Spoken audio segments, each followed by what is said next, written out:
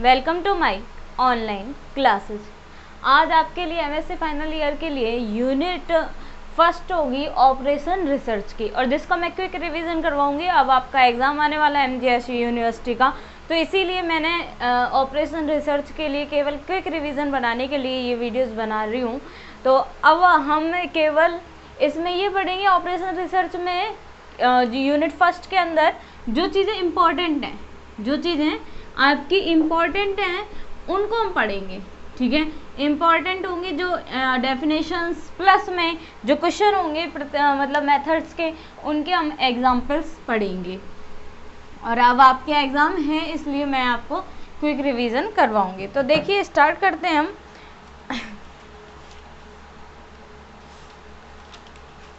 Start करते कुछ definitions लेते हैं स्टार्टिंग में। तो डेफिनेशंस देखिए, पहली है objective functions.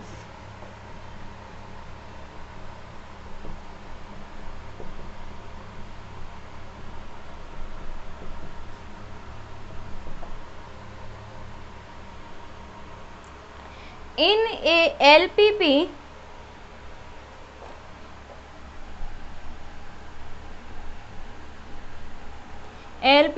z the linear function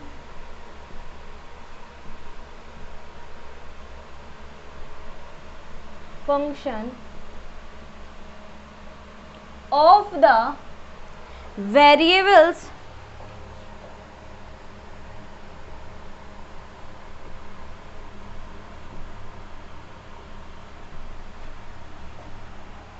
which is to be optimized is called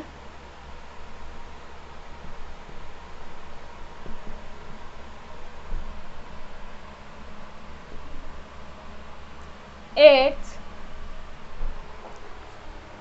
objective function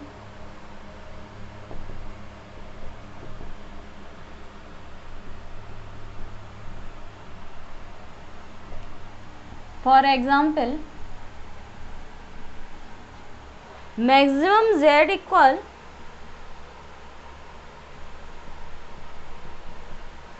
to x plus 3y और minimum z equal 3x plus 2y। Constraints देखिए,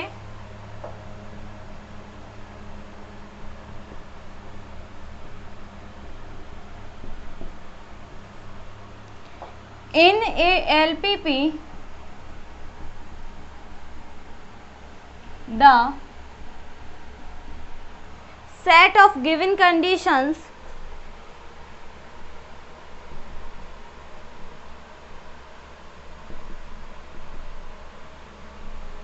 which are in the form of linear equations or inequalities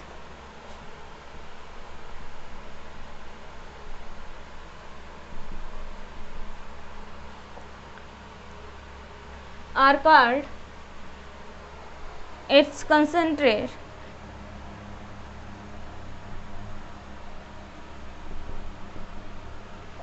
constraints or restriction।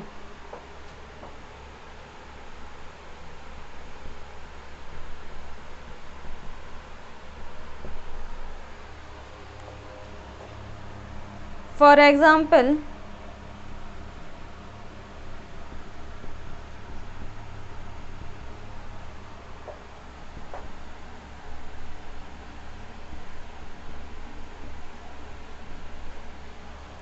six and x minus y is greater than equal 1 etc। अब देखिए non negative restrictions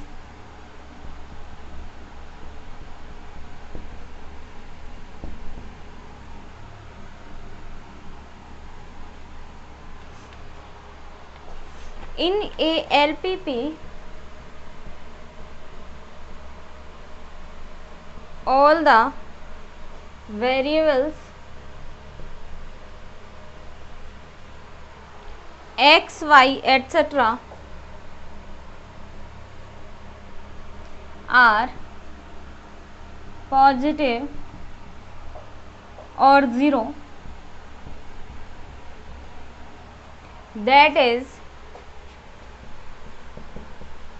x is greater than equal 0 and y is greater than 0.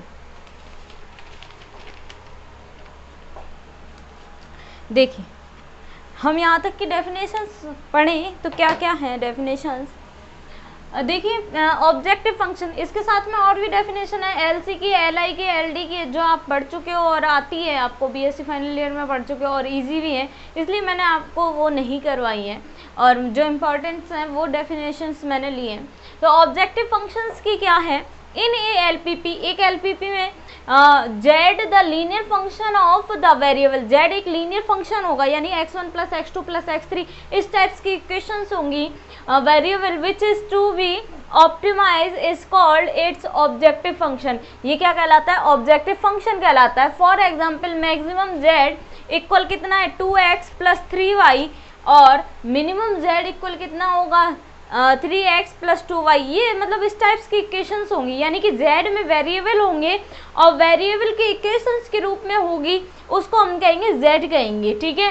अब objective function हो गई। अब constraints क्या होगा, in a LPP, एक LPP में the set of given condition, जो गिवन कंडीशन होंगे उनके set which are in the form of linear equation, जो लीनियर इक्वेशन की फॉर्म में होंगे और इनइक्वालिटीज के रूप में होंगे। इनइक्वालिटीज का मतलब या तो लेस देन इक्वल हो या ग्रेटर देन इक्वल हो, इस टाइप्स की इक्वेशंस होंगी, उसमें कंस्ट्रेंट्स जोड़ देते हैं। यानी कि 4x, जैसे एग्जांपल बोला है, फॉर एग्जांपल 4x माइनस 5/8 होगा, 3x plus 4y less than equal 6 होगा, ग्रेटर देन होगा तो 1 होगा, एटसेट्रा।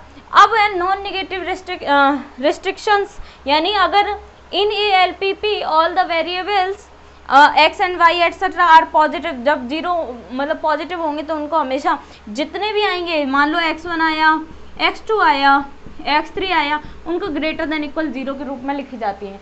अब ये डेफिनेशंस है, ये सेक्शन ए में आपसे पूछी जाएंगी और सेक्शन ए में लगभग आपसे डेफिनेशंस ही पूछी जाती हैं। कोई ये बोल सकता है कि आगे ड्यूलिटी आएगी चैप्टर, तो उसमें ये भी बोल सकता है कि इक्वेशन दे दी तो ड्यूलिटी का फॉर्म क्या होती है, ड्यूलिटी की स्टैंडर्ड फॉर्म क्या है, या सिंप्लेक्स मेथड की स्टैंडर्ड फॉर्म क्या है, या सिंप्लेक्स क्या होता है, तो उसे आप लैंग्वेज में लिख सकते हो। ये चीज़ें सेक्शन ए में पूछी जाती है। सेक्शन सी में सीधे बड़े क्वेश्चन पूछे जाएंगे, जिसमें से अगर आपने यूनिट फर्स्ट में सिंप्लेक्स मेथड भी पढ़ रखा है तो वो 110% सिंप्लेक्स मेथड आ जाएगा, या फिर आपको ड्यूलिटी का एक क्वेश्चन मिल जाएगा, और नहीं तो ये भी हो सकता है कि उसमें कोई इम्पोर्टेंट टॉपिक डाल के पूछ ले। तो ये तो सेक्शन सी तो आपके लिए एकदम इजी हो गया है। बात आती है सेक्शन बी की, तो सेक्शन बी में अगर एक क्वेश्चन मतलब 5 क्वेश्चन आते हैं, उसमें से 4 करने हैं। अगर आपने 3 यूनिट भी पढ़ रखी तो इनफ हो जाता है, इतना पढ़ा हुआ कि सेक्शन ए हो गया, सेक्शन सी हो गया, सेक्शन बी में 3 क्वेश्चन कर दिए, एक क्वेश्चन हो सकता है आगे पीछे हो जाए, तो इतना काफ़ी है। अगर 3 यूनिट की प्रिपरेशन अच्छे से कर लेते हो तो आपके क्वेश्चंस आराम से पेपर पूरा सॉल्व आउट कर सकते हो बिना कोई टेंशन के।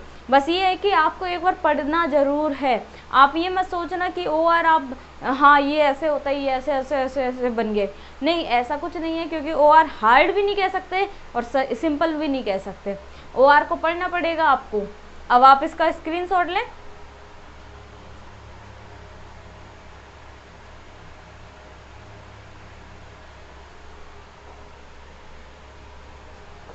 अब देखिए आगे हम और डेफिनेशंस पढ़ते हैं। नॉन नेगेटिव की पढ़ ली हमने।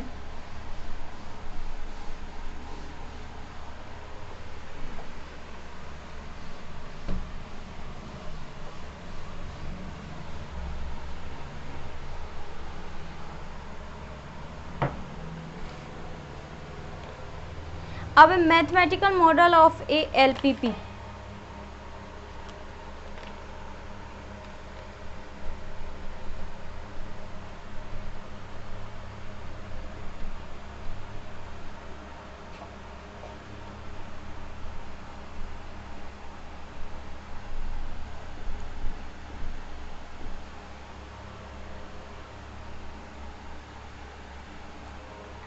फाइंड x1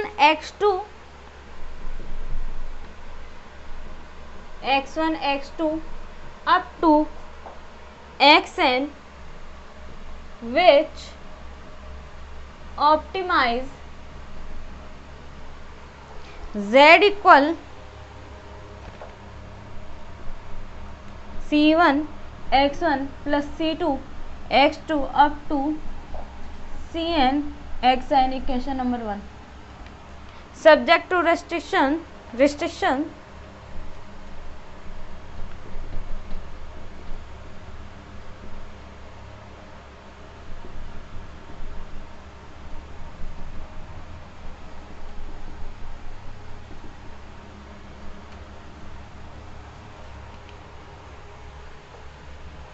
a11 x1, या इसको ऐसे लिखेंगे, हम इधर लिख देते हैं a11 x1 a12 x2 up to a1n xn is less than or equal or greater than equal. अब ये तीनों साइन हो सकते हैं और ये यहाँ हो सकता है b1. अब इसी तरह a21 x1 a22 x2 up to a2n xn और greater than equal b2.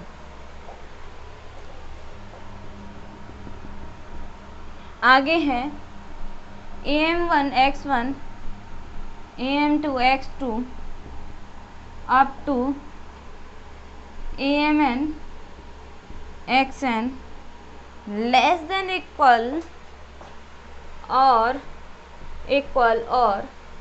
greater than equal bm, and non-negative conditions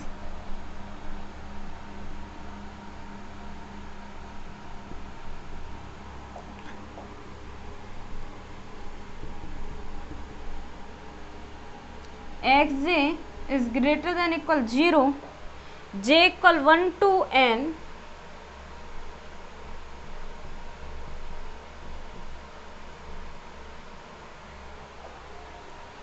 where aij, bj and cj are constants and xj are variable.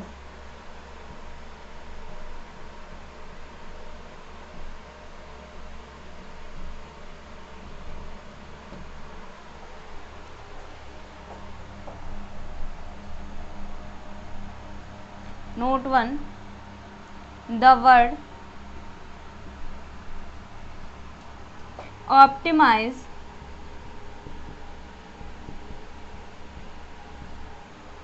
means to maximize or minimize.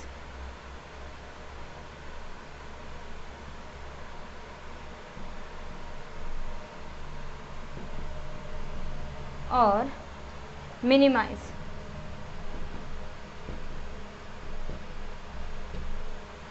दूसरा देखिए इसमें, in the condition given by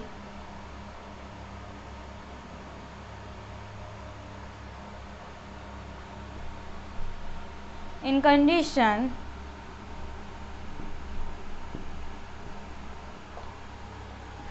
there may be any one of three signs, any one of the three sign greater than equal, less than equal. अब देखिए basis set BS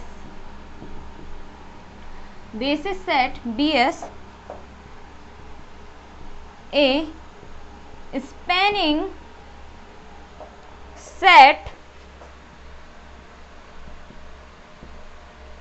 whose vectors are Li is called a basic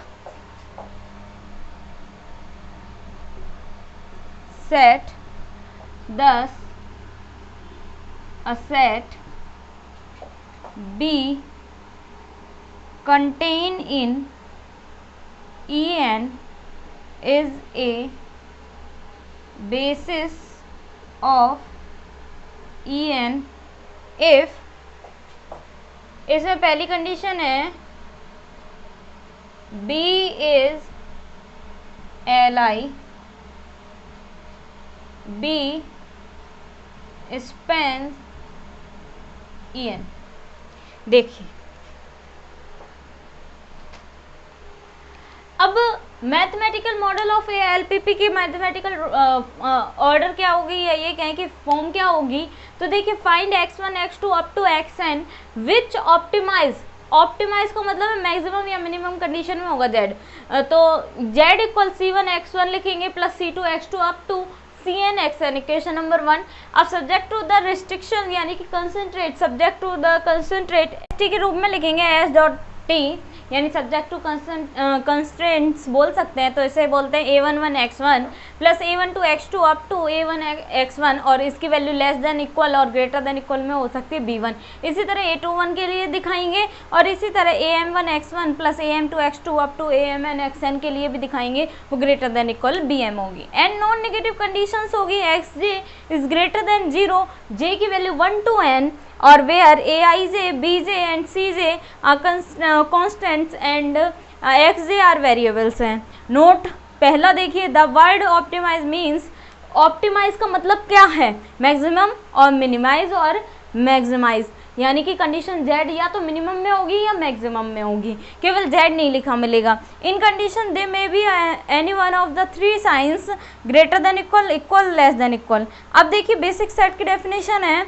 क्या होती है, a spanning set whose vectors are li, जो span करते हैं और उसके वेक्टर्स क्या हो, li हो, is called a basic set. Thus a set B contain in En is called a basic of En if, पहली कंडीशन है b इज li, b क्या हो, li हो, दूसरी कंडीशन है b स्पान्स En। अब देखिए इतना आप स्क्रीनशॉट लें फिर हम आगे बढ़ेंगे।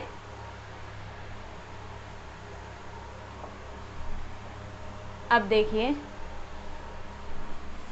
आगे की और डेफिनेशंस और चीज़ें पढ़ते हैं हम।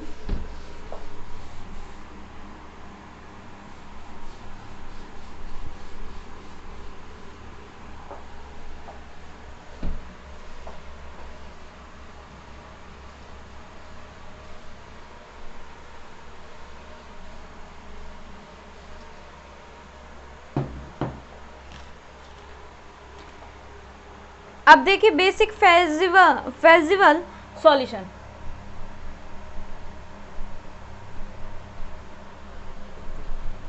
Feasible solution BFS।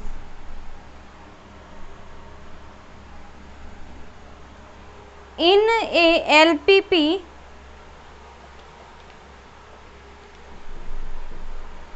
in ALPP, a feasible solution is called a BFS if it is basic. Also BFS may be degenerate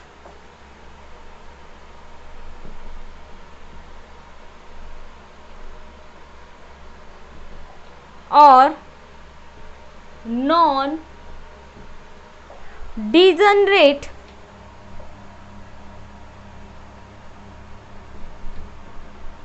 it can be easily seen that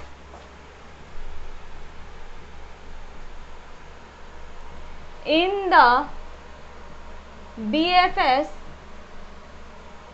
of any LPP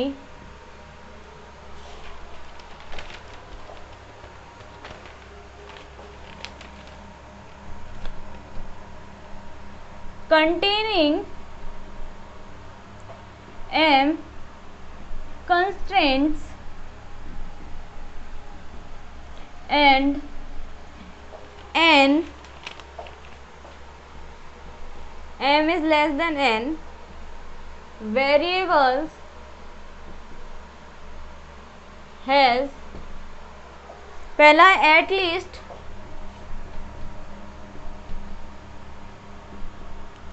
N minus M variables which are 0.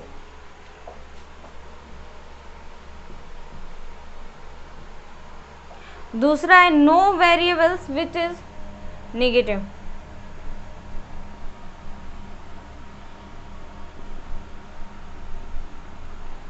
Which is negative. अब देखिए definition सुनिए क्या कहती है basic feasible solution की, क्या कहता है in a LPP feasible solution is called BFS, यानी फेसिबल सॉल्यूशन को ही क्या कहेंगे हम बीएफएस कहेंगे, और इज बेसिक आल्सो जो बेसिस में होंगे यानी बेसिक होंगे. BFS may be degenerate as non degenerate. It can be easily seen that in the BFS of any LPP containing M concentrates and M is less than N variables has, पहला at least N minus M variables which are 0 और दूसरा non variables is and negative. ठीक है, ये definitions हैं. अब आप इसका स्क्रीनशॉट ले, फिर हम एग्जाम्पल करेंगे. अब देखिए एग्जाम्पल, हम एक एक एग्जाम्पल लेते हैं. क्या है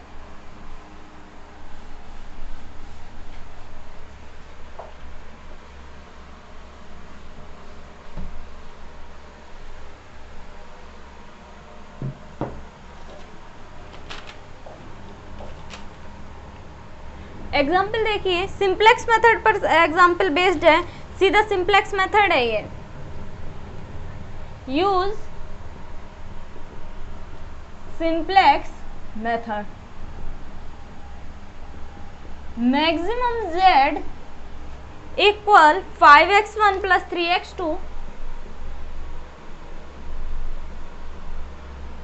सब्जेक्ट टू कंस्ट्रेंट्स, या ये बोल सकते हैं सब्जेक्ट टू रिस्ट्रिक्शंस. कंडीशंस क्या होंगी 5x1 3x1 plus 5x2 less than 15 और 5x1 plus 2x2 is less than equal 10 and x1 x2 is greater than 0.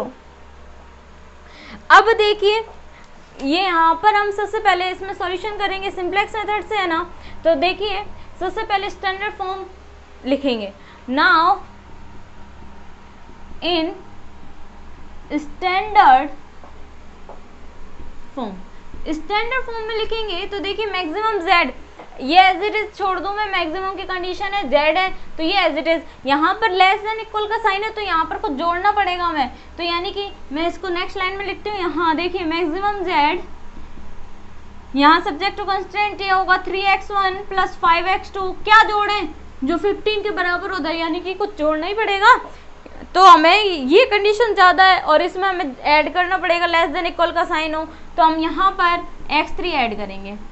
ठीक है, अब यहाँ 5x1 प्लस 2x2, अब यहाँ पर x3 नहीं ऐड हो सकता. क्यों? क्योंकि x3 ऐड हो चुका है. तो यहाँ 0x3 लिखेंगे और यहाँ लिखेंगे हम x4 प्लस में 0x4. ठीक है, इक्वल 15 और इक्वल में 10. अब देखिए ये z में हमने 5x1 plus 3x2 plus x3 x4 जोड़ा है ना, तो 0x3 और 0x4 लिख दो. 0x3 plus 0x4. अब यहाँ पर टेबल बनाएंगे. यहाँ होगा cj, ठीक है, यहाँ होगा b और यहाँ xb cb, ठीक है, और xb cb और या ये कह सकते हैं एक्स बी, बी यहाँ लिख दो और बी और सी बी 3 होती है। ये जरूरी नहीं होता कि बी बना के आप दिखाओ, लेकिन आप बना दो तो अच्छी बात है। यहाँ देखिए, यहाँ लिखेंगे y1 कितने जोड़े, y1 y2 y3 y4, तो y1 y2 y3 y4। अब देखिए आगे, यहाँ देखिए y1 y2 y3 y4 जो ये वैल्यूज है वो यहाँ उतरेंगी 5 3 0 0 5 3 0 0। अब यहाँ पर देखिए b यानी बेसिस में कितने हैं, ये 15 और 10 उतरता है, 15 और 10 xb और xb में वो वैल्यू आएगी जो हमने ऐड की है x3 और x4 x4 यानी यहाँ लिखेंगे अल्फा 3 अल्फा 4 और यहाँ इसके cb की वैल्यू यानी cj में जो वैल्यू होंगी ना 0 0 यानी कि इनके जो कोफिशिएंट होंगे वो इनको हम यहाँ लिखते हैं 0 0। अब y1 की वैल्यू है 3 5 1 0 5 2 0 1। अब हम निकालेंगे zj minus cj, zj minus cj, zj minus cj 0 multiply 3 ये होता है इसका इससे मल्टीप्लाई, इसका इससे मल्टीप्लाई माइनस ये 0 मल्टीप्लाई प्लस में 0 मल्टीप्लाई 5 माइनस 5 तो माइनस 5 ही आएगा।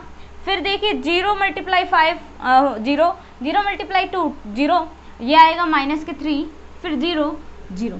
अब मोस्ट नेगेटिव वैल्यू देखते हैं वो एंट्रिंग वेक्टर होगा, तो मोस्ट नेगेटिव वैल्यू कौन सी है -5, तो y1 एंट्रिंग वेक्टर, तो डिपार्टिंग वेक्टर भी चाहिए। एंट्रिंग वेक्टर जब ये है तो एंट्रिंग वेक्टर को इस एरो से शो करते हैं। अब देखिए मिनिमम रेशियो निकालेंगे, यहाँ मिनिमम रेशियो, तो मिनिमम रेशियो देखिए ये एंट्रिंग वेक्टर है तो इसमें बेसिस में ये b में डिवाइड देंगे 3 का, जो यहाँ एलिमेंट्स है 15 में डिवाइड देंगे 3 का कितना आएगा 5, 10 में डिवाइड देंगे 5 का तो आएगा 2। तो मिनिमम कौन है इनमें से, मिनिमम रेशियो 2 है ना, तो की एलिमेंट क्या होगा 5। अब 5 वाले में कौन सा है, अल्फा 4 x4 है, तो डिपार्टिंग वेक्टर क्या होगा ये होगा। अब हम नेक्स्ट सिंप्लेक्स टेबल बनाएंगे, तो अब आप देखिए नेक्स्ट सिंप्लेक्स टेबल बनाएंगे तो वो कैसे बनेगी, अब आप इसका स्क्रीनशॉट लें। अब देखिए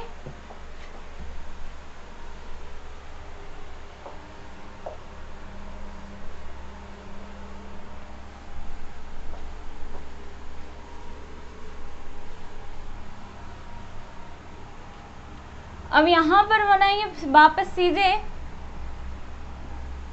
यहाँ बेसिस में b, ये वापस लाइन लिख सकते हो आप, बाकी आपकी मर्जी है, कई लोग नहीं लिखते लेकिन आप लिखो b c b और यहाँ y1 y2 y3 y4,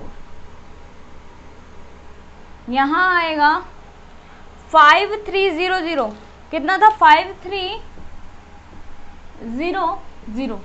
अब यहाँ देखिए सबसे पहले मैं ये बता देती हूँ ये x3 अल्फा 3 ये रहेगा क्योंकि डिपार्टिंग वेक्टर x4 हुआ है तो ये तो सेम रहेगा 0। अब यहाँ एंट्रिंग वेक्टर कौन हो गया अल्फा 1 यानी x1 अल्फा 1, तो अल्फा 1 का यहाँ कांस्टेंट कितना है कोफिशिएंट 5, तो 5 लिख देंगे।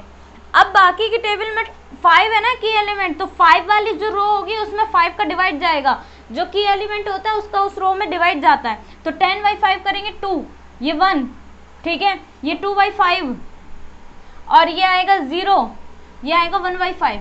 अब देखिए ये एलिमेंट निकालेंगे यहाँ ये लिखने के लिए, तो देखिए पुरानी टेबल का जो एलिमेंट होगा 15, ठीक है, उसमें से माइनस होगा की एलिमेंट के ऊपर वाला एलिमेंट 3 और मल्टीप्लाई जो नया एलिमेंट आया है क्या आया है इसकी जगह लिखेंगे ना, तो इसके नीचे वाला देख लेंगे 2 3 2 6 15 - 6 कितना आया 9, ठीक है। अब ये वाला निकालोगे तो पुरानी टेबल यानी 3 ये 0 हो जाता है, वैसे डायरेक्ट लिख सकते हो, और की एलिमेंट के ऊपर वाला 3 मल्टीप्लाई जो नया है 1 तो कितना आएगा 0, ठीक है। अब देखिए आगे वाला 5 माइनस की एलिमेंट के ऊपर वाला एलिमेंट 3 मल्टीप्लाई में जो नया आया 2/5 कितना आएगा 3 2 6 25 - 6/5 यानी कि ये आएगा 19/5, कितना आएगा 19/5। अब आप इसकी टेबल बना सकते हो, तो मैं लिख देती हूँ 19/5 1 - 3/5। अब यहाँ इस टेबल का यूज खत्म हो गया, तो अब देखिए आगे हम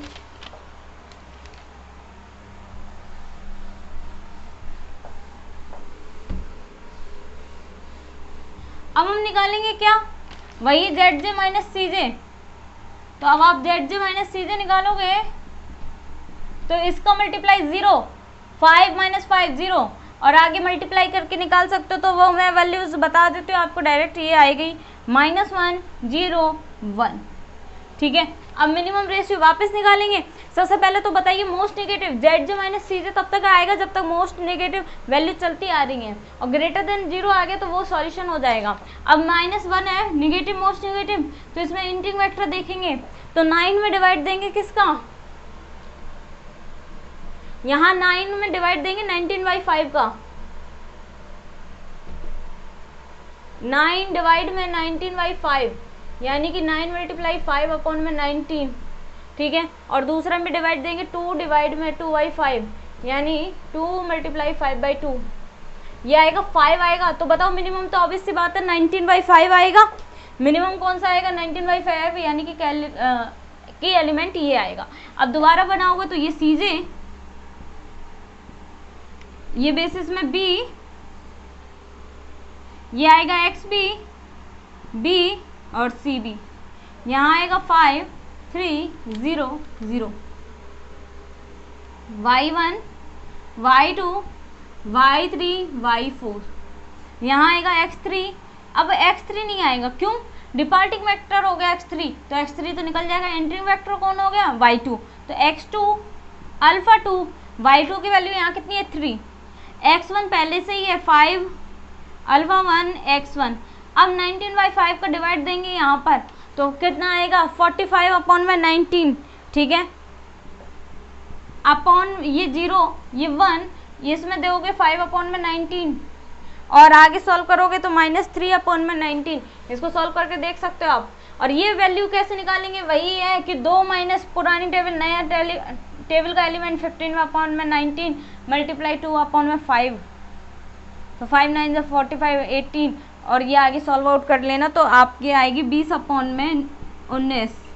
ठीक है, 1 0 -2 अपॉन में 19 5 अपॉन में 19। मैं डायरेक्ट बता रही हूँ, आप कर सकते हो, एक बार मेथड बता ही दिया है तो आप सॉल्यूशन कर सकते हैं।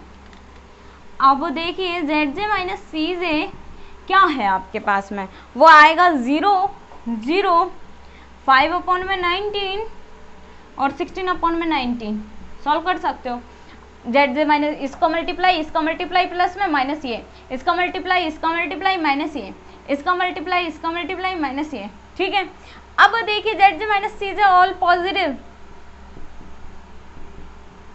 ठीक है, ऑल पॉजिटिव, तो हमारे पास में x2 की वैल्यू आ गई 45 अपॉन में 19, x1 इक्वल आ गया 20 अपॉन में 19, और हमें मैक्सिमम z चाहिए था ना। तो देखिए क्वेश्चन में मैक्सिमम z इक्वल कितना था 5x1 प्लस 3x2, तो 5 मल्टीप्लाई 20 अपॉन में 19 प्लस 3 मल्टीप्लाई x2 की वैल्यू 45 अपॉन में 19, और इसे सॉल्व आउट करोगे तो सॉल्व आउट करने पे ये आया 235 अपॉन में 19, 235 अपॉन में 19। ये आपका क्या आ गया, आंसर आ गया। ये हो गया सिंप्लेक्स मेथड। अब अगर 3 आ जाए तो सेम बनेगी सिंप्लेक्स टेबल, केवल वहाँ अंदर आ जाएगा, एक रो और बढ़ जाएगी, और उसमें की एलिमेंट के नीचे और फिर तीसरी रो वाला है ना, वो उसका मल्टीप्लाई होने लगेगा। मान लो यहाँ 5 आ जाए, ठीक है, और ये एलिमेंट निकालने को बोला जाए और यहाँ हमें लेके आना हो और पुरानी टेबल में कुछ भी हो, तो क्या निकालेंगे, मान लो यहाँ 5 तो -5 का ही मल्टीप्लाई होगा नए एलिमेंट में, यहाँ 1 आ जाए तो ये आ जाएगा 5 - 5 0। वही 3 वाली रो में हमें करना पड़ेगा, सेम होते ही है प्रोसीजर। अब आप इसका स्क्रीनशॉट लें।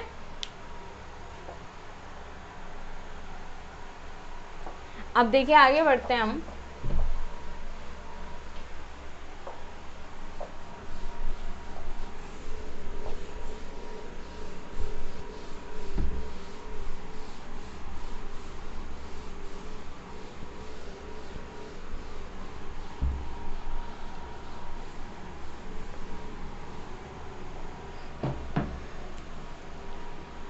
अब हम आगे बढ़ते हैं।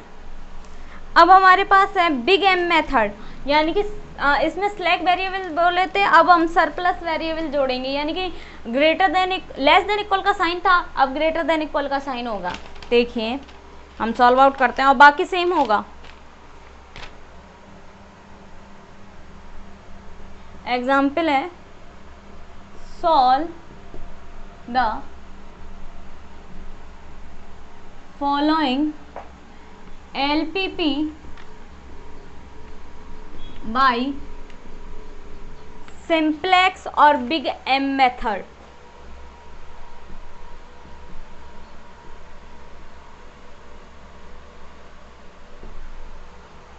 Minimum z equal x1 plus x2 subject to constraint 2x1 plus x2 is greater than equal 4, x1 plus 7x2 is greater than equal 7 and x1 x2 is greater than 0। देखिए सॉल्यूशन में maximum जो minimum की condition है इसको हमें maximum में बदलना होगा। तो मैक्सिमम z डैश इक्वल क्या आएगा, -x1 -x2। अब ये इतना छोड़ दो आप माइनस करके। अब यहाँ देखना सब्जेक्ट टू कंस्टेंट रेट में 2x1 प्लस x2, यहाँ कुछ माइनस करना पड़ेगा -x3। ठीक है, -x3 हमने कर दिया, -x3 किया। तो अब अगले वाले में देखिए x1 plus 7x2 plus 0x3, इसमें से x3 माइनस नहीं कर सकते, ये -x4 किया तो यहाँ 0x4 लिख दें और 0x4 लिखने के बाद यहाँ x5 जोड़ना पड़ेगा, तो यहाँ 0x5, यहाँ क्या जोड़ देंगे हम x6, तो यहाँ लिख देंगे 0x6 और ये इक्वल में आएगा 4 आ जाएगा और 7 आ जाएगा। ठीक है, अब यहाँ पर जो जोड़े हैं वो उनको है ना -m6 m5 और x6 लिख देंगे, तो ये होगा 0x3 plus 0x4 minus m, बस m लगा देते हैं इसीलिए हम बिग m मेथड कहते हैं इसे। ठीक है, x5 माइनस m x6। अब माइनस m x5 और माइनस m x6। अब यहाँ पर ये चीज़ याद रखना, x1 x2 up to x6 की जितनी भी वैल्यू है वो ग्रेटर देन इक्वल 0 रखी जाएगी। सारी कंडीशंस में यही होगा क्योंकि हमने सारे जोड़ दिए और माइनस भी कर दिए। अब देखिए बाकी का सेम है, सिंप्लेक्स मेथड से सेम सॉल्व करेंगे। तो यहाँ देखिए b, यहाँ आएगा xb b cb और यहाँ आएगी value y1 y2 y3 y4 y5 और y6। अब यहाँ पर वैल्यू आएगी -1 0 0, क्यों? क्योंकि यहाँ पर -1 है, 0 0 है और लास्ट वाले में होंगे -m और यहाँ पर जो बेसिस में एलिमेंट ये तो होंगे 4 और 7। ठीक है, यहाँ पर हमने जो जोड़ा है x5 और x6 यानी माइनस जो है x5 और x6 वो लिखेंगे, अल्फ़ा 5 अल्फ़ा 6 लिखेंगे, -m लिखेंगे। अब यहाँ पर लिखेंगे 2 1 -1 0 1 0 1 7 0 -1 0 1।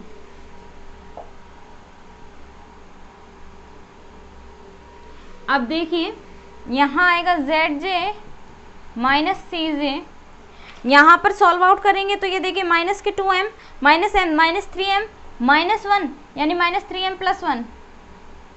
अब देखिए यहाँ पर क्या होगा, -m -7m यानी -8m + 1 -m माइनस प्लस के m। ठीक है, माइनस प्लस के m और -m + m 0 और -m + m 0, ये वैल्यूज आ गई। अब ये वैल्यूज आ गई तो इसमें इंटीग्रेटिंग वेक्टर कौन सा होगा, तो +1 तो सेम है, तो मोस्ट नेगेटिव कौन सा होगा, ये होगा -8m। ठीक है, ये इंटीग्रेटिंग वेक्टर हो गया 8m वाली कंडीशन। तो अब इंटीग्रेटिंग वेक्टर है तो मिनिमम रेशियो निकालेंगे, देखिए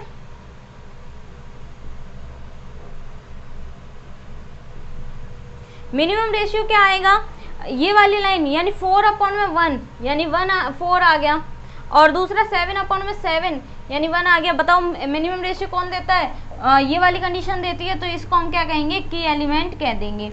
अब की एलिमेंट कह देंगे हम 7 को, तो डिपार्टिंग वेक्टर आपके क्या हो जाएगा, x6 हो जाएगा यानी y6 हो जाएगा। इसको हम नेक्स्ट टेबल में बनाएंगे, तो इसको हम इस पार्ट को नहीं लिखेंगे, क्यों, क्योंकि ये स्लैक वेरिएबल है यानी -m वाली है और ये यूज आ गई। अब हम इसे दोबारा नहीं लिखेंगे, अब हम इसको हटाएंगे और फिर हमारा सॉल्यूशन आ जाएगा। अब आप इसका स्क्रीनशॉट लें। अब आगे देखिए, जल्दी करते हैं हम।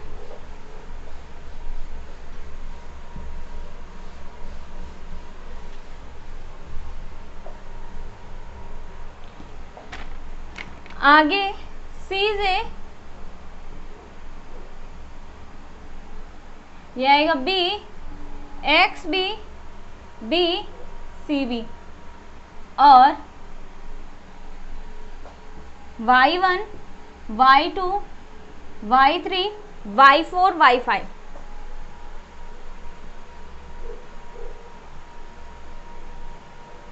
अब यहाँ पर देखिए सीजे -1 0 0 -m 0 0 -m है यहाँ पर। अब देखिए यहाँ पर की एलिमेंट में डिवाइड जाएगा। पहले तो मैं ये बता दूं x5 अल्फा 5 ये सेम रहेगा क्योंकि इसमें कोई चेंजमेंट नहीं है, ये डिपार्टिंग वेक्टर नहीं है, डिपार्टिंग वेक्टर x6 है। तो एंट्री किसने की, y2 ने की, तो यहाँ लिख देंगे x2 अल्फा 2, y2 की वैल्यू कितनी है, -1 है। यहाँ देखिए अब 7 में डिवाइड जाएगा 1 और 1/7 1 0 -1/7 0। अब ऊपर वाली आप निकाल सकते हो, तो ऊपर वाली आ जाएगी, ये बता देती हूँ मैं, 3 13/7 0 -1 1/7 1। अब आप निकालोगे वापस क्या, ZJ माइनस CJ, तो ZJ माइनस CJ, तो ZJ माइनस CJ आएगा। देखो ये माइनस के 13m/7 प्लस -1/7 -1 यानी कि +1 हो जाएंगे, तो 6/7 आ जाएगा, -30m/7 प्लस 6/7 ये होगा 0m -m/7 प्लस 1/7 0। इंट्रिंग वेक्टर क्या होगा, ये होगा, और इंट्रिंग वेक्टर ये होगा। तो अब आप क्यों, क्योंकि मोस्ट नेगेटिव यही वैल्यू है, -3 है 13 है। अब यहाँ रेशियो निकालेंगे, तो मिनिमम रेशियो निकालिए आप। मिनिमम रेशियो आएगा 3/13/7 यानी कि 7 × 3/13 और इसमें आगे वाले में आएगा 1/1/7 यानी 7 आएगा, तो मिनिमम रेशियो 13/7 वाली वैल्यू आएगी, ये हो जाएगा। अब डिपार्टिंग वेक्टर y5 है, अब इसको हम नेक्स्ट टेबल में नहीं बनाएंगे और इसकी जगह एंट्री हो गई x1 की। अब आप देखिए आगे क्या करते हैं हम।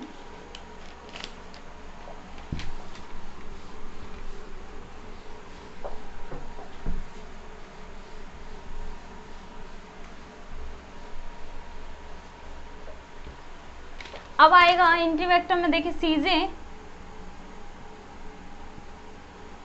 B X B B C B,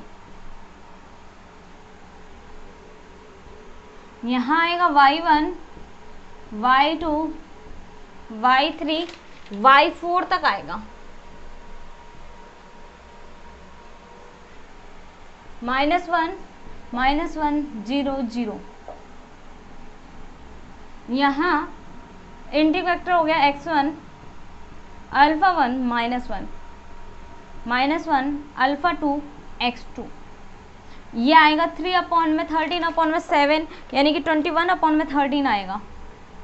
ठीक है, आगे की वैल्यू 1 0। अब आप बना सकते हो इसको, -13/7 1/13, ये आएगा 10/13 0 1 1/13 -2/13। ZJ minus CJ, 0 0, 6/13, 1/13। अब x1 की वैल्यू क्या आएगी, ठीक है, और x2 की वैल्यू क्या आ गई, 10/13। तो x3 x4 तो हमारे पास 0 ही है। तो आप मैक्सिमम z में रखोगे तो मैक्सिमम z डैश मैं डायरेक्ट बता देती हूँ, उसमें z डैश कर देना। तो कितना था, -13 1/13। और मिनिमम थी कंडीशन, हमें एग्जाम्पल में क्या गिवन थी, मिनिमम गिवन थी, तो इसलिए मिनिमम कर देंगे, मिनिमम z। तो माइनस से मल्टीप्लाई किया था, इसलिए माइनस से वापस मल्टीप्लाई करोगे, 31/13। ये आपका क्या आ गया, बिग एम मेथड का क्वेश्चन हो गया। अब आप इसका स्क्रीनशॉट लें।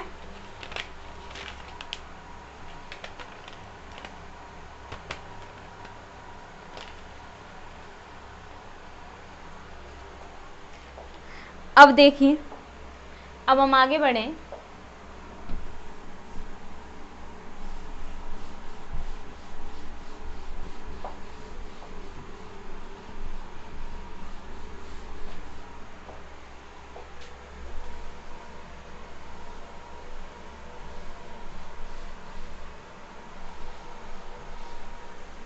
अब देखिए, हम अब सॉल्व करते हैं टू फेज मेथड से, ठीक है। एग्जाम्पल देखिए, solve the following LPP by two phase method. Phase method, two phase method से सॉल्व करेंगे। इसमें देखिए, मिनिमम z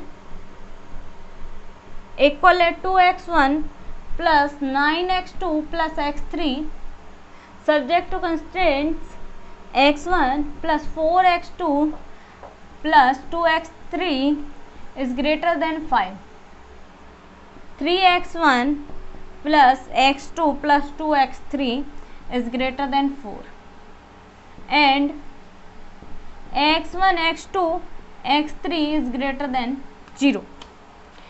अब देखिए, इसमें हम वही कंडीशंस है कि टू फेज मेथड, पहली बात है इसमें हम मिनिमम जो z है इसको मैक्सिमम में बदलेंगे। तो मैक्सिमम में बदलेंगे तो इसमें आप क्या करोगे कि maximum z equal -2x1 -9x2 -x3 करेंगे, और उसके बाद इसमें स्लैक वेरिएबल्स जोड़ेंगे, यानी कि -x4, और फिर उसके लिए x5 x6 जोड़ देंगे।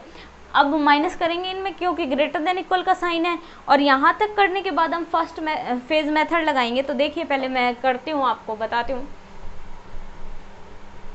यहाँ देखिए, मैक्सिमम z है, maximum z dash -2x1 -9x2 -x3। अब यहाँ कंडीशन देखिए, subject to constraints x1 plus 4x2 plus 2x3। अब यहाँ क्या करेंगे, x4 माइनस करेंगे, x4 इसमें से माइनस करेंगे तो इसमें से x5 माइनस करना पड़ेगा, 3x1 plus x2 plus 2x3 plus 0x4 minus x5, ये आएगा 0x5। अब यहाँ करेंगे मतलब कि यहाँ x6, तो यहाँ 0x6, और आगे जुड़ जाएगा x7, यहाँ 0x7, ये आएगा 5 और ये आएगा 4। अब देखिए, फर्स्ट फेज मेथड में केवल माइनस में ये कंडीशन देखिए, यहाँ पर जो होगी ना वैल्यू x3 x4 x5, केवल x6 और x7 की वैल्यू रह जाएगी माइनस में, जो जोड़ा है उसको माइनस में रखेंगे फर्स्ट फेज मेथड में, बाकी सारी वैल्यू 0 हो जाएंगी। तो देखिए, first phase in phase first maximum z या z डैश इक्वल, ये आएगा, सारी वैल्यू 0 लिखेंगे हम, 0x1 plus 0x2 plus 0x3 plus 0x4, केवल x6 और x7 वाली वैल्यू है वो माइनस में आएगी, प्लस में 0x5 minus x6 minus x7। अब यहाँ पर देखिए, सीजे बनाएंगे, सीजे यहाँ होगा b बेसिस, वही सेम टेबल बनेगी, बस सिंपलेक्स। आपको केवल मेथड याद होना चाहिए कि यहाँ तक हमने क्या किया और कैसे सॉल्व आउट करें, बाकी सेम आपको सिंपलेक्स मेथड लगाना है और कुछ भी नहीं लगाना। b और ये आएगा एक्स बी CV, ठीक है। यहाँ आएगी वैल्यू y7 तक, y1, y2, y3, y4, y5, y6, y7,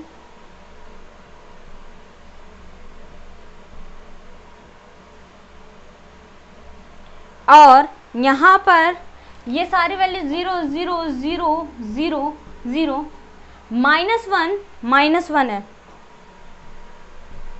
ठीक है। अब देखिए यहाँ पर है 5 4 x6 और x7, अल्फा 6 अल्फा 7, CV की वैल्यू देखिए जो वहाँ पर होंगे -1 अब यहाँ पर ये होगा 1 4 2 -1, आगे वाली 0 1 0, आगे वाली वैल्यू होगी 3 1 2 0 -1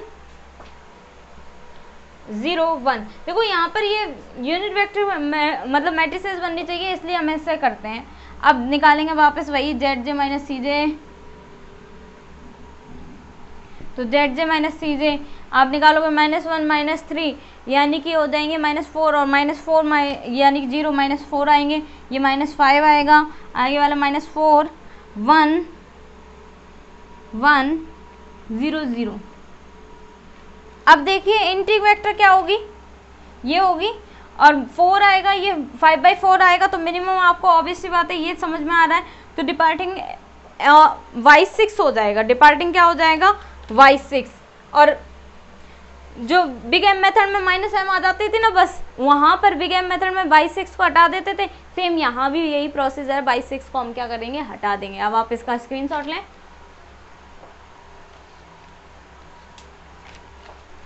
अब देखिए आगे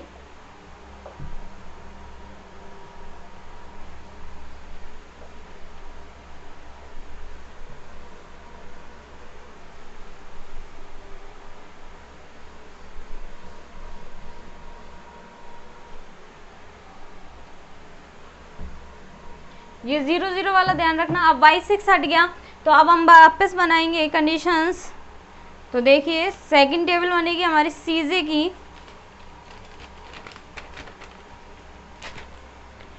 ये देखिए CJ होगा,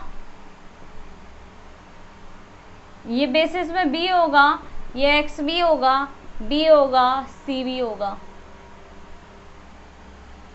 यहाँ पर y1 होगा, y2 होगा, y3, y4, y5 और y7 तक, y4, y5 और y7 तक। यहाँ पर CJ की वैल्यू होगी 0 0 0, y4 की वैल्यू 0, y5 की वैल्यू 0 और y7 की वैल्यू -1। अब यहाँ पर ये देखिए यहाँ पर एंटिंग वेक्टर y2 है, डिपार्टिंग वेक्टर y6 है, तो y6 की जगह y2 हो जाएगा, यानी x2 अल्फा 2, और अल्फा 2 की वैल्यू 0 है, और ये -1 रहेगा, ये अल्फा 7 रहेगा, ये x7 रहेगा। अब बाकी बस सेम वही प्रोसीजर करना है, तो हमारे पास आ जाएगा ये 5/4 1/4 1 1/2, आप निकाल सकते हो इसको। तो वापस सिंप्लेक्स सॉल्व करनी है हमें, कुछ नहीं है, 0 0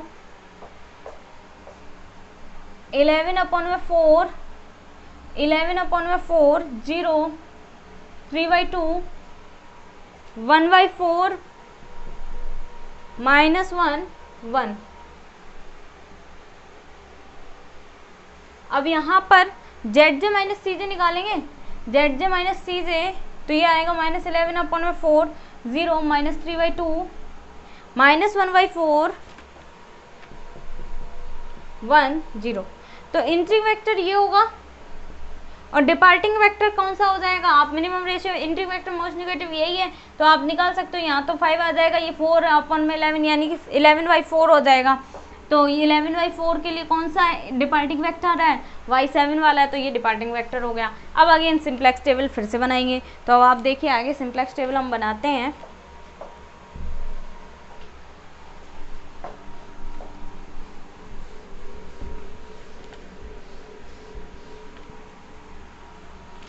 तो देखिए यहाँ आएगा CJ B X B B C B.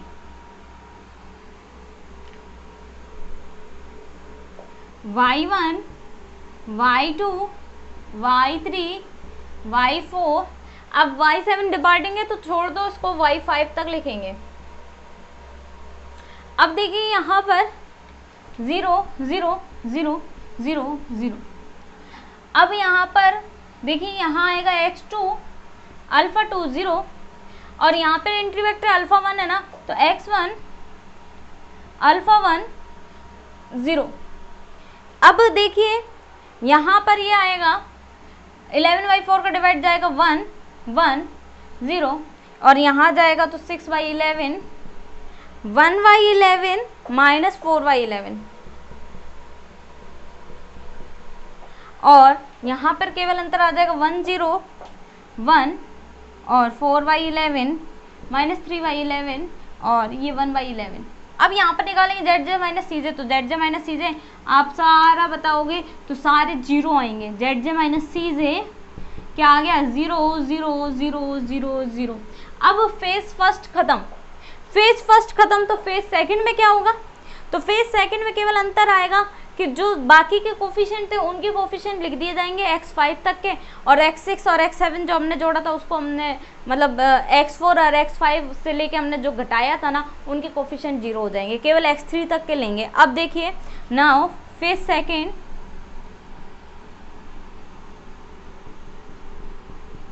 Phase second में क्या होगा, z dash equal -2x1 minus 9x2 minus x3 plus 0x4 plus 0x5।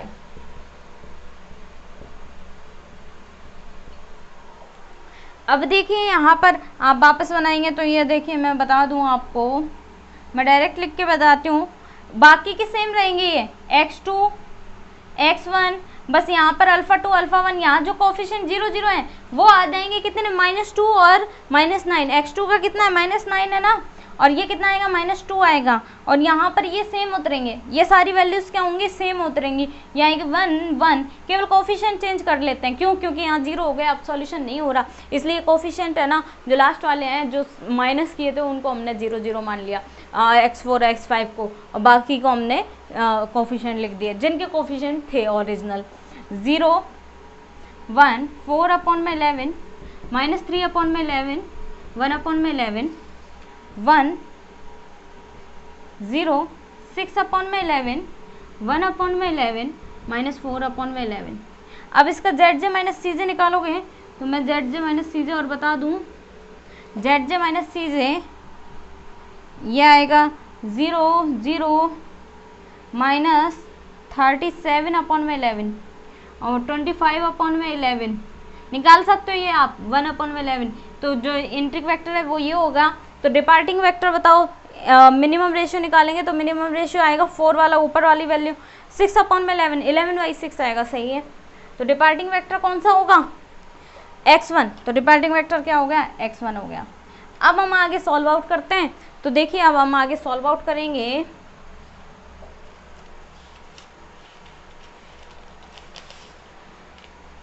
अब आप इसका स्क्रीनशॉट लें, हम आगे सॉल्व आउट करेंगे फिर।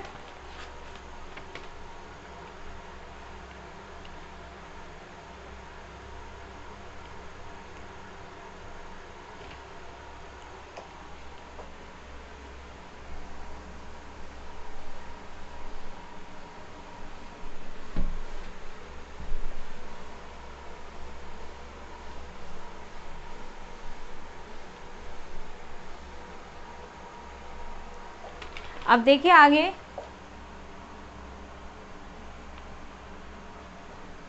यहाँ वापस सीजे, यहाँ basis b X B B C B, यहाँ आएगा y1 y2 y3 y4 y5 y2 y3 y4 y5, यहाँ आएगा -2 -9 -1 0 0। अब देखिए यहाँ पर x2 alpha 2 -9 as it is है। यहाँ डिपार्टिंग वेक्टर x1 हुआ तो एंट्री वेक्टर कौन सा हुआ, x1 x2 x3 हो गया। तो आप देखिए x3 का लिखेंगे और x3 का कोफिशिएंट -1 है, अल्फा 3 -1। यहाँ देखिए वापस वही सिंपलेक्स टेबल से डिवाइड देंगे तो 11/6 आएगा और ये आएगा 11/6 0 1 और ये आएगा 1/6 और -2/3। आगे वाली वैल्यू डिवाइड देंगे तो ये आएगा 1/3 और -2/3 1 0 -1/3 और 1/3। अब देखिए यहाँ निकालेंगे हम ZJ minus CJ, ZJ minus CJ, ZJ minus CJ आएगा 37/6 0 0 17/6 -7/3। तो मोस्ट नेगेटिव ये वैल्यू है, तो मिनिमम रेशियो आप निकाल सकते हो। तो मिनिमम रेशियो आपको निकालने की जरूरत नहीं है, ये वैल्यू होगी। और क्योंकि माइनस वाली नहीं ली जाती तो डिपार्टिंग वेक्टर x2 होगा तो x2 डिपार्टिंग वेक्टर हो गया, x5 आ गया बस, और बाकी की सेम रहेगी। तो अब हम नेक्स्ट सिंपलेक्स टेबल बनाते हैं।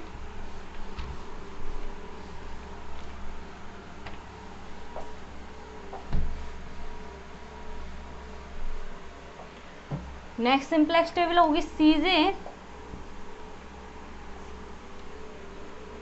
B XB B CB। यहाँ होगा y1 y2 y3 y4 y5। अब हाँ डिपार्टिंग वेक्टर y2 है ना, वो ध्यान रखना है आप, y5 y4। अब यहाँ पर कोफिशिएंट लिख लीजिए -2 -9 -1 0 0। अब यहाँ पर देखिए सबसे पहले x2 की बात करें तो डिपार्टिंग वेक्टर यहाँ पर x2 है और उसकी जगह क्या आया, x5 आया। तो x5 अल्फा 5 और x5 का कोफिशिएंट क्या है 0, यहाँ -1 अल्फा 3 x3। और ये कितना आएगा वो सॉल्व आउट कर लें तो ये आएगा 1 और -2/3 को करेंगे तो -2 3 0 -1 1 और आगे वाली वैल्यू निकालोगे तो 5/2 1/2 2 1। ये निकालनी तो आती है ना 11/6। मैं बता देती हूँ अगेन, 11/6 में माइनस करेंगे माइनस प्लस 2/3 और कोफिशिएंट आया 5/2, नया कोफिशिएंट क्या है 1। तो यह आगे सॉल्व करोगे तो यहाँ आपको कितना मिलेगा 5/2 आएगा, कितना एलसीएम 6 आएगा, 11 प्लस 3 2 6 2 2 4 कितना आएगा 10 और 11 15। इस तरीके से सॉल्व आउट करते हैं तो सिंपलेक्स सही है तो आपको आता होगा। ये है -1/2 0 और ZJ माइनस CJ वही है कि इससे मल्टीप्लाई करो, इसका मल्टीप्लाई 0, इसका मल्टीप्लाई -1/2 -2 तो ये आएगा 3/2 आ जाएगा, -2 + 2 हो जाएगा ना 0 7 0 1/2 और 0। अब देखिए ZJ minus CJ all positive, ZJ minus CJ all positive. तो x1 की वैल्यू क्या आ गई, x3 और x5। x3 की वैल्यू कितनी आ गई 5/2। तो मैक्सिमम z जो हमने माना था वो क्या था, मैक्सिमम z डैश इक्वल -5/2 आएगा। सॉल्यूशन में वैल्यू पुट करके देख लेना। और मिनिमम z हमारी कंडीशन में गिवन था तो वो आएगा प्लस के 5/2। ये आप कंडीशन में रख सकते हो। ये आपका हो गया आंसर। अब आप इसका स्क्रीनशॉट लें।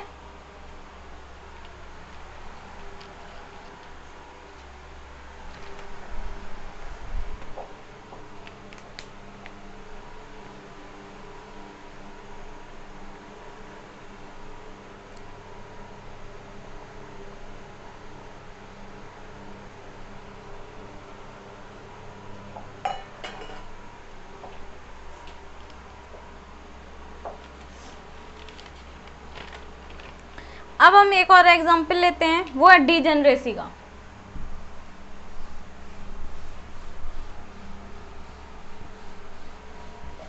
तो केवल इसमें फर्स्ट जो यूनिट है इसमें सिंप्लेक्स ही है, सीधे सीधे सिंप्लेक्स बनाना है। केवल मेथड को आपको तरीका याद रखना है कि ये करते हैं हम, बाकी सिंप्लेक्स से सॉल्व हो जाती है conditions.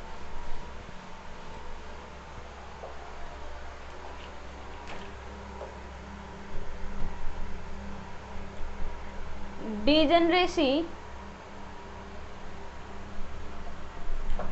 solve the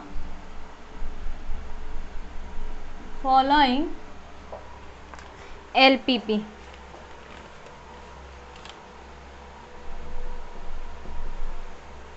Maximum Z equal 5x1 plus 3x2 subject to constraint x1 plus x2 is less than 2, 5x1 plus 2x2 is less than 10 और 3x1 plus 8x2 is less than 12, x1 plus x2 is greater than equal 0। अब देखिए maximum z है, इसको हम सबसे पहले less than equal का sign है ना, तो इसमें x3 x4 x5 ऐड कर देंगे और बाकी के हमें जैसे हम बनाते हैं ना सिंपलेक्स मेथड वो करना है हमें, और फिर हमारे पास कंडीशंस आएंगी। देखिए आगे सॉल्यूशन में क्या करेंगे, मैक्सिमम z ऐसे ही पड़ा रहने दीजिए, x1 प्लस x2 यहाँ क्या जोड़ दें, x3 जोड़ दें, आगे वाले में 5x1 plus 2x2 plus 0x3 क्योंकि जोड़ नहीं सकते क्योंकि इसमें ऐड है x4, तो यहाँ 0x4 लिख दो। अब देखिए x1 plus 8x2 plus 0x3 हम जोड़ नहीं सकते, 0x4 प्लस x5, तो प्लस में 0x5 और प्लस में 0x5, ये देखिए 1 0 0 0 1 0 0 0 1 हो गई। इक्वल में कितना है 2 10 12। अब देखिए हम सीजे बनाएंगे, वही टेबल फर्स्ट सिंप्लेक्स मेथड जैसे सॉल्व होता है वैसे ही बनेगी। सीजे यहाँ है b, यहाँ है X B B C B. अब यहाँ पर आएगा y1 y2 y3 y4 y5, इनके सीजे के कोफिशिएंट यहाँ पर देखिए x 5x1 plus 3x2 plus 0x3 plus 0x4 plus 0x5 ये कर देंगे हम। अब यहाँ सीजे देखिए, सीजे हमारे पास कितना 5 3 0 0 0। अब यहाँ पर वैल्यूज उतारिए, यहाँ आएगा 2 10 12 2 10 12 और यहाँ पर वैल्यूज आएगी 1 1 1 0 0 5 2 0 1 0 3 8 0 0 1। अब यहाँ पर एक्स बी की वैल्यू आएगी, देखिए क्या जोड़ा है हमने x4 और x5 और x3 जोड़ा है ना, तो यहाँ पर हम लिखेंगे x3 x4 और x5 और यहाँ अल्फा 3 अल्फा 4 अल्फा 5 और यहाँ कोफिशिएंट 0 0 0। अब वापस वही जेड जे माइनस सी जे निकालेंगे, तो जेड जे माइनस सी जे आएगा -5 -3 0 0 0। मोस्ट नेगेटिव कौन सा है, -5 है, तो ये तो एंट्री कर जाएगा। और अब केवल कंडीशन आएगी कि मिनिमम 2/1 10/5 और 12/3 में से क्या होगा, तो दो सेम हो जाएंगे, इसीलिए डीजेनरेसी लग जाता है, दो वैल्यू क्या होंगी सेम होंगी। अब आप इसका स्क्रीनशॉट लें।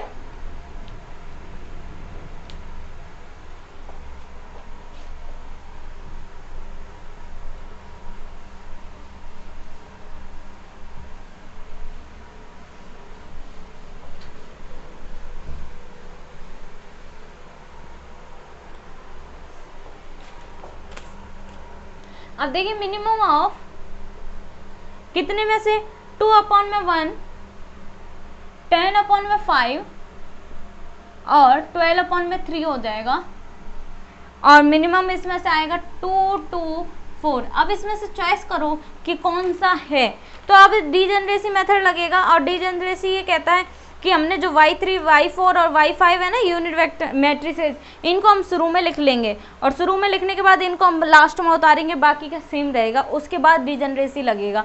अब देखिए, अब यहाँ पर टेबल बनाएंगे हम सीधे B X B B C B. यहाँ देखिए ये आएगा y1 नहीं आएगा, क्यों? y3 y4 y5, y3 y4 y5, और इसको हम कहेंगे β1 β2 β3। क्यों कहेंगे? क्योंकि हमारा कंडीशन यही कहती है डिजनरेसी का। अगर आप मेथड उठा के देखेंगे तो मेथड में लिखा हुआ है कि इसको β1 β2 β3 मानो, और y1 y2 कंडीशन बस सेम और बाकी की सारी चीज़ सेम उतारनी है।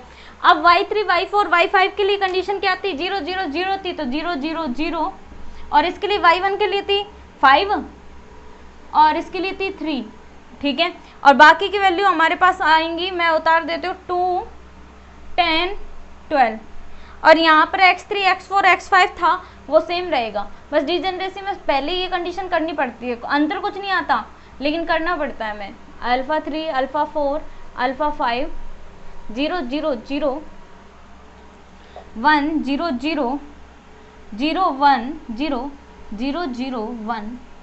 अब यहाँ आएगा 1 5 3 1 2 8, और यहाँ जेड जे माइनस सी जे,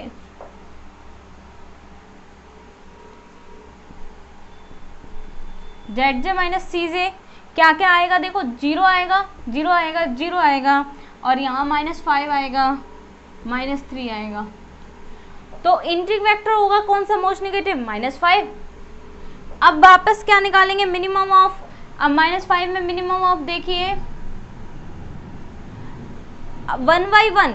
अब यहाँ पर इसका डिवाइड नहीं देंगे क्योंकि वापस सेम आ जाएगा और कंडीशन अब हम नहीं कर सकते। अब जो देखिए y1 है ना, y1 आया तो β1 के कॉरस्पॉन्ड में देखेंगे। क्यों? क्योंकि y1 एंट्री वेक्टर हुआ, अगर y2 होता तो β2 के कॉरस्पॉन्ड में देखते। तो अब 1/1 करेंगे, और 1/1, ठीक है, 1/1 0/5, ठीक है। तो यहाँ पर हमारे पास 0/5 मिनिमम कौन सा है? इसमें 0 है ना, तो 0 के लिए कंडीशन सॉल्व होगी। अब आगे देखिए, अब हम सीजे बनाएंगे, केवल अंतर आएगा β1 ले लेंगे, कॉरस्पॉन्ड किसके? β1। क्यों? क्योंकि y1 है, यहाँ 1 लग गया ना, तो जो β1 के अकॉर्डिंग चलेगा।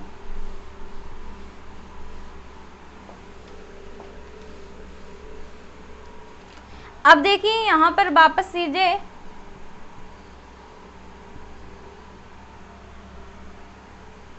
यहाँ पर B X B B C B,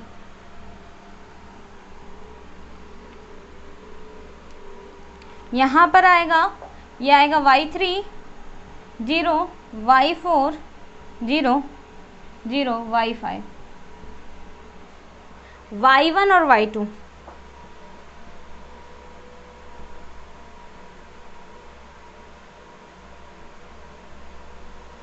अब यहाँ क्या होगा? मिनिमम रेशियो है, ठीक है। अब देखिए यहाँ आप 5 है ना, जो की एलिमेंट होगा तो 5 का डिवाइड चला जाएगा सेम, और 5 का डिवाइड चला जाएगा तो डिपार्टिंग वेक्टर यानी कि अल्फ़ा 4 हो जाएगा। अल्फ़ा 4 की जगह x1 आ जाएगा, और डिपार्टिंग वेक्टर हो जाएगा हमारे पास अल्फ़ा 4 y4। अब देखिए, अब वापस टेबल सेम बनेगी, यहाँ केवल x3 अल्फ़ा 3 0, यहाँ अल्फ़ा 4 डिपार्टिंग वेक्टर हो गया तो क्या आएगा? y1 आएगा। तो x1 अल्फ़ा 1 y1 की वैल्यू कितनी है? 5, बाकी ये 0 अल्फ़ा 5 x5। अब यहाँ पर देखिए क्या करेंगे हम, क्या करेंगे हम? यहाँ पर आप करोगे डिवाइड 10/5 2 0, और कितना? 1/5 0 1 2, और वापस ये निकालोगे तो 2 - 1 अपॉन में 2 माइनस में 2 2 - 2 यानी 0, ठीक है। ये आएगा 1 - 1 यानी मल्टीप्लाई में 0 1 आएगा, और आगे करोगे -1/5। अब मैं आपको बता रही हूँ डायरेक्ट 0 0 3y5, 6 0 -3/5 1 0 34/5। अब यहाँ देखिए ZJ माइनस CJ आएगा 0 1 0 0 -1। तो एंट्री वेक्टर कौन सा होगा? एंट्री वेक्टर होगा ये -1 वाला। तो -1 वाले के लिए मिनिमम रेशियो निकालोगे तो मिनिमम रेशियो देखो मैं बता देती हूँ, यहाँ पर लिख देती हूँ। मिनिमम ऑफ 1 में कितना?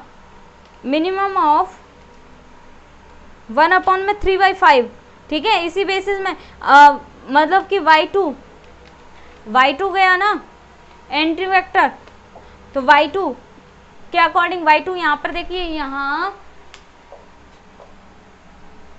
ये β1 β2 था और β3, तो डिवाइड देंगे तो आप क्या हो जाएगा? मिनिमम 1/3 1 में 3/5 और आगे दोनों वैल्यू 0 0 होंगी और आगे वाली को हमें देखना नहीं कि केवल 5 में 3 वाली वैल्यू ले लो।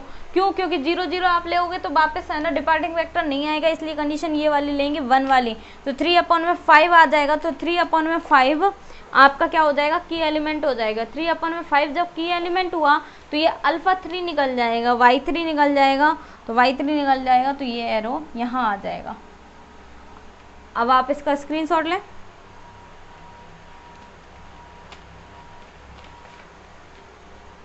अब देखिए, अब अगेन CJ बनाएंगे table.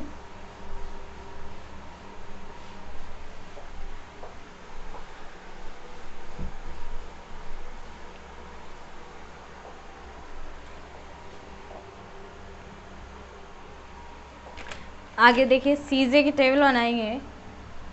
CJ B XB B CB, यहाँ आएगा y3 y4 y5 y1 y2।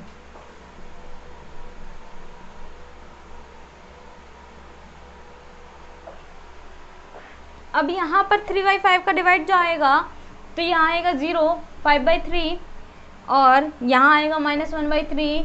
मैं डायरेक्ट पहले वैल्यू लिखती हूँ 0 0 1 और यहाँ वैल्यूज़ आएंगी आपकी 2 -2/3 1/3 0 1 0 6 -34/3 -2/5 1 0 0। यहाँ पर देखिए, यहाँ पर x3 निकल गया, तो एंट्री किसकी हुई है? x2 की हुई है, α2 की। α2 x2 एंट्री हुई है, तो यहाँ पर कोफिशिएंट क्या था? 3 था, तो ये कितना आएगा? 3 आएगा। ये आएगा 5 और ये 0, यहाँ है α1 x1 α5 x5 और यहाँ पर वैल्यूज है वही 0 0 0 5 और 3। अब हम बनाएंगे ZJ minus CJ। ZJ minus CJ 5/3 2/3 0 0 0। x1 की वैल्यू आई है यहाँ 2, x2 की वैल्यू आई है 0, x5 की वैल्यू आई है 6 और x3 x4 की वैल्यू आई है हमारे पास 0। इक्वल का साइन लगा लो 0। तो मैक्सिमम जो z आएगा वो आएगा 10। आप वैल्यू पुट कर लेना, बस वैल्यू लास्ट में हमें पुट करनी है, बाकी सेम मेथड रहेगा। केवल डीजनरेसी है तो डीजनरेसी में आपको क्या कर रहा है कि मतलब पहले डीजनरेसी में z सारी वैल्यू 0 आ गई थी, ठीक है। सारी वैल्यू 0 नहीं कहेंगे, बल्कि ये कहेंगे कि कुछ वैल्यूज़ क्या करा था हमने, एक आपने किया था, हाँ मिनिमम रेशियो 2 सेम आ गए थे तो उनको है ना यूनिट वेक्टर माइनस वाली वैल्यू को पहले लिख दिया था और फिर उसके बाद हमने उनको β1 β2 β3 के रूप में मान के सॉल्व आउट कर लिया। अब आप इसका स्क्रीनशॉट लें।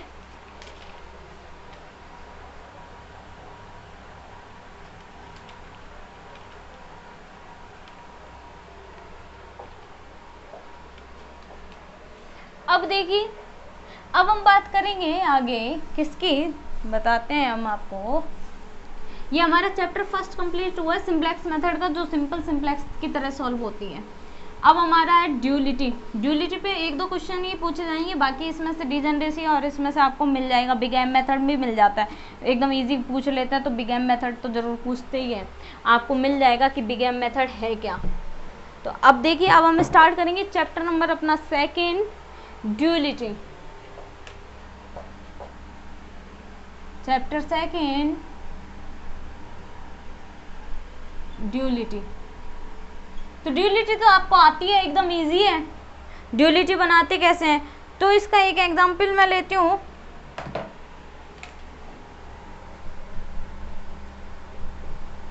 डायरेक्ट एग्जांपल से ही लेते हैं। Determine the DP of the following LPP. Determine the DP of the following LPP.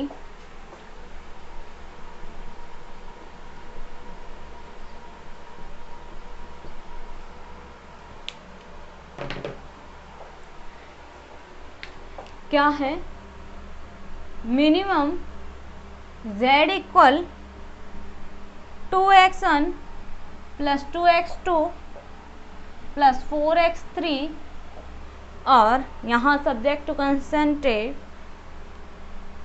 Constants 3x2 plus 5x3 is greater than 2, 3x1 plus x2 plus 7x3 is less than equal 3, और फिर x1 plus 4x2 plus 6x3 is less than equal 5 and x1 x2 x3 is greater than equal 0। ये conditions होंगी। और conditions क्या कहा है कि determine the DP of the following LPP के रूप में डिटरमाइन करना है। तो अब आप इसका सॉल्यूशन करेंगे तो सॉल्यूशन एकदम इजी है, मिनिमम z है और of the DP of the following, यानी कि इक्वेशंस को हमें सॉल्व आउट करना है। तो देखिए सॉल्यूशन, देखिए मिनिमम z है 2x1 plus 2x2 plus 4x3 और ये कंडीशंस हैं।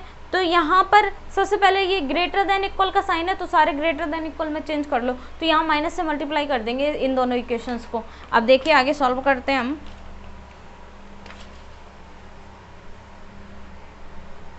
सॉल्यूशन में minimum z equal 2x1 plus 2x2 plus 4x3 subject to constraints 2x1 plus 3x2 plus 5x3 is greater than 2, और ग्रेटर देन 2 है तो greater than 3 होना चाहिए और ग्रेटर देन 5 होना चाहिए, तो माइनस से मल्टीप्लाई करेंगे, minus 3x1 minus x2 minus 7x3 is greater than minus 3, minus x1 plus 4x2 minus 4x2 minus 6x3 is greater than minus 5, और यहाँ आएगा x1 x2 up to x3 is greater than 0। अब देखिए इन matrix form में क्या होता है, इन matrix form मैं आपको कंडीशंस बता रही हूँ, आप उसके अकॉर्डिंग एक क्वेश्चन करवा देते हो, आपको बाकी के करने हैं। Minimum z equal C X और subject to A X is greater than B, तो and x is greater than equal 0।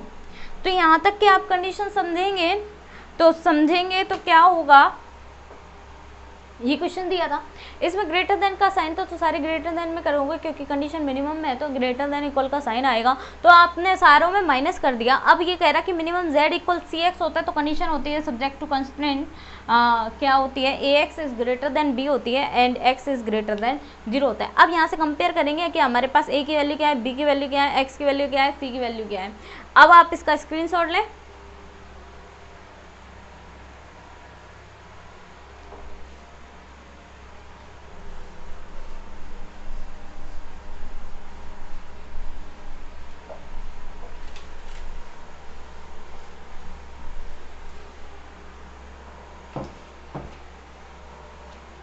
अब देखिए यहाँ कंडीशंस लिख दी वेयर ए इक्वल है 2 3 2 3 और 5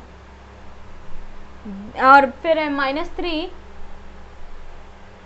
-1 -7 -1 -4 -6 x equal x1 x2 x3 b equal 2 -3 -5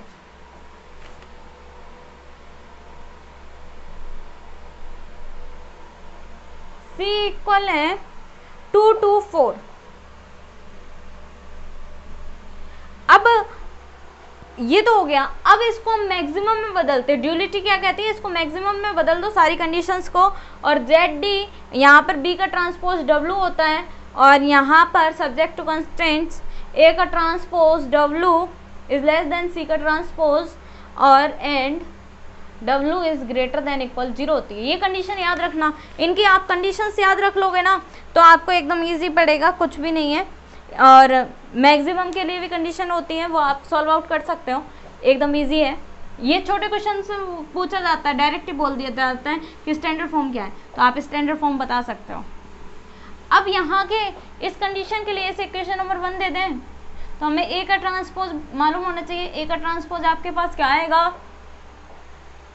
2 3 5 -3 -1 -7 -1 -4 -6, और सी का ट्रांसपोज चाहिए। बी का ट्रांसपोज देखिए, बी का ट्रांसपोज होगा 2 -3 -5, और सी का ट्रांसपोज होगा 2 2 4। अब यहाँ पर W की वैल्यू होगी according to x1 x2 x3 के अकॉर्डिंग होगी। अब देखिए, अब यहाँ पर हमने ZD निकालेंगे तो मैक्सिमम ZD B का ट्रांसपोज 2 -3 -5, और W क्या होगा, W1 W2 W3। अब कंडीशन आप सॉल्व करोगे A के लिए तो A इक्वल होगा आपका 2, यानी कि सब्जेक्ट टू कंस्ट्रेंट ST लिख सकते हो आप। A का ट्रांसपोज 2 -3 -1 3 -1 -4 5 -7 और -6। यहाँ पर W है ना, इंटू में W1 W2 W3 is less than equal C का ट्रांसपोज 2 2 4, और यहाँ पर लिखेंगे W1 W2 W3 is greater than equal 0, और ग्रेटर देन इक्वल 0 आएगा तो हमारे पास आएगा hence the required dp corresponding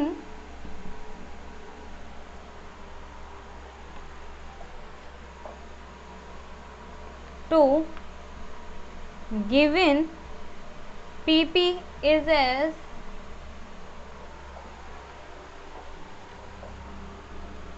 maximum ZD equal 2W1 -3W2 -5W3, और subject to constraints 2W1 -3W2 -W3 is less than 2 3W1 -W2 -4W2 is less than 2 5W1 -7W2 -6W3 is less than 4, और and लगा के यहाँ लिख दो W1 W2 W3 is greater than equal 0, is greater than equal 0। तो duality में यही है कि आपने ड्यूल बना ली तो कंडीशन मैक्सिमम और मिनिमम की दोनों की स्टैंडर्ड फॉर्म याद रखना, और क्वेश्चन बोलेगा कि ड्यूलिटी से सॉल्व करो, तो आप क्या करोगे कि इनकी मैक्सिमम और मिनिमम कंडीशन को है ना स्टैंडर्ड फॉर्म में जैसे कन्वर्ट करते हैं वो कर लो, और बाद में सिंप्लेक्स मेथड से आप इसे सॉल्व कर सकते हो, और एकदम ईजी मेथड है। तो अब आप इसका स्क्रीनशॉट लें।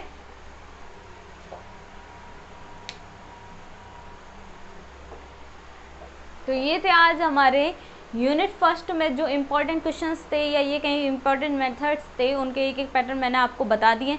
बाकी के आपके टाइप्स का आपको करना, उन क्वेश्चंस के प्रैक्टिस करना इम्पॉर्टेंट है, आप उनकी प्रैक्टिस करना और आपको समझ में भी आ जाएगा। Thank you so much.